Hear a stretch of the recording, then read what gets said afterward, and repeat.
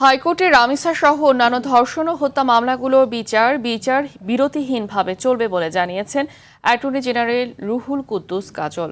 তিনি জানান, হাইকোর্টে রামিসা ধর্ষণ ও হত্যা মামলা পরিচালনায় রাষ্ট্রপক্ষের বিশেষ আইনজীবী প্যানেল গঠন করা হয়েছে।